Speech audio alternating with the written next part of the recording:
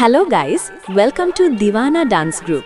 আগামী ৫-৩-২০২৬ ইরিঞ্চি দোল উৎসব কমিটি আয়োজনে ও উজ্জ্বল সংঘের পরিচালনায় আমরা আসতে চলেছি ঠিক রাত্রি ৮ ঘটিকায় খেজুরি থানার অন্তর্গত ইরিঞ্চি গ্রামে।